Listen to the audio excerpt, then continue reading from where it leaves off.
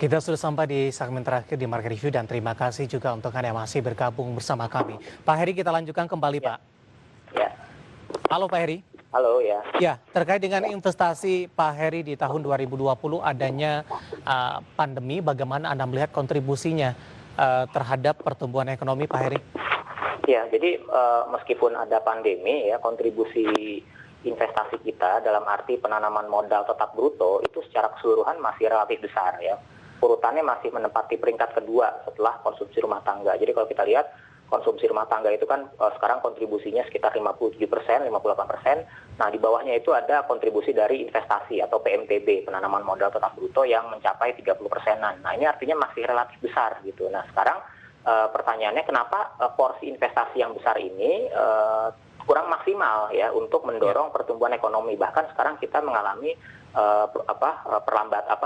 negatif ya pertumbuhannya, resesi ke arah sana. Nah, inilah yang mesti diurai lagi kenapa investasi kita kok yang pada kondisi natural ini sebenarnya relatif besar ya porsinya, tapi kenapa kurang berdampak terhadap penyerapan tenaga kerja, kurang berdampak terhadap pertumbuhan ekonomi. Nah, jawabannya karena saat ini investasi itu semakin mengarah ke investasi yang bidang-bidang padat modal seperti itu, yang relatif kedap terhadap penyerapan tenaga kerja, sehingga ini tidak membantu daya beli gitu ya, tidak membantu perbaikan daya beli dan konsumsi rumah tangga di Indonesia. Jadi bagaimana caranya supaya investasi ini ke depan ya, cipta kerja ini bisa benar-benar mendatangkan investasi khususnya di sektor-sektor padat karya yang mampu menyerap banyak tenaga kerja dan memperbaiki daya beli sehingga bisa mendorong konsumsi rumah tangga. Kan harapannya seperti itu, bukan hanya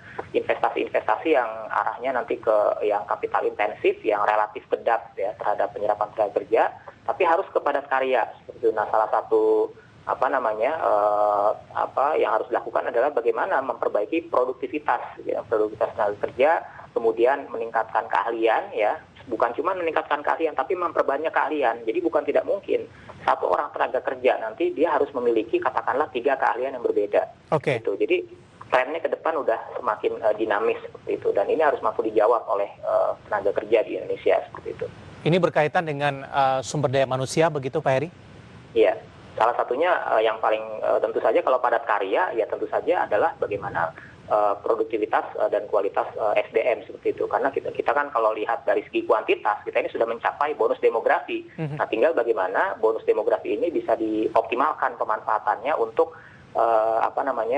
mengurangi pengangguran, kemudian meningkatkan daya beli ya, dengan cara tadi itu dia bisa menyesuaikan, bisa adaptif ya terhadap perkembangan ekonomi saat ini, apalagi nanti ada pasca pandemi yang diprediksi ini ada semacam transformasi ekonomi seperti itu. Baik, dengan adanya Omnibus Law Pak Heri, meskipun Anda katakan tadi ini harus dituntaskan sampai dengan aturan turunannya, apakah ini akan memberikan harapan ke depannya Pak? Terutama kepada investor asing yang masuk ke Indonesia yang muaranya nanti adalah untuk penguatan terhadap pertumbuhan ekonomi, Pak Heri. Ya, harapannya tentu saja investor itu masuk ke sektor-sektor yang mampu meng-create nilai tambah lebih optimal ya, karena nanti dampaknya adalah ke pertumbuhan, kemudian ke ekspor, ke penerimaan devisa, kemudian adalah yang ke padat karya. Nah, ini jadi nilai tambahnya tinggi, bagaimana processing gitu ya, penguatan struktur antara hulu hilir ini bisa semakin kuat. Kalau kita sekarang ini kaya akan sumber daya alam, tapi itu tidak akan jadi apa-apa kalau tidak diolah gitu. Nah, inilah yang diharapkan dari ada investasi ini bisa membantu mengolah sehingga nilai tambahnya lebih besar. Nah, kemudian diperlukan tenaga kerja yang banyak dalam pengolahan sumber daya tersebut. Nah, sehingga selain juga komoditasnya nanti semakin bernilai tambah, tenaga kerjanya juga semakin mendapatkan income yang pada akhirnya akan memperbaiki daya beli. Nah, cuman kan syaratnya banyak. Salah satunya adalah bagaimana tadi infrastruktur, ya logistik, kemudian regulasi sampai ke tenaga kerjaan seperti itu.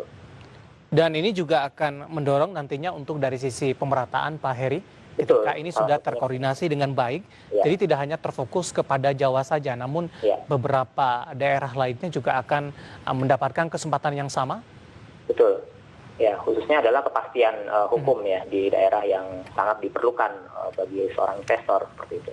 Baik, Pak Heri, terima kasih atas waktunya Pak sudah bergabung bersama kami Sama-sama. dan Ya. semoga kita bahas bisa menjadi referensi bagi para investor dan juga bagi pemirsa IDX Channel. Sehat selalu Pak Heri.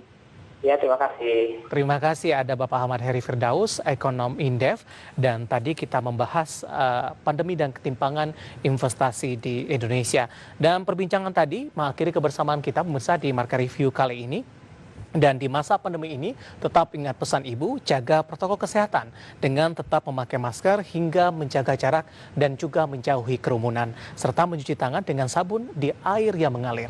Akhirnya, saya David San Oval dan seluruh keluarga kerja yang bertugas mengucapkan terima kasih dan sampai berjumpa kembali.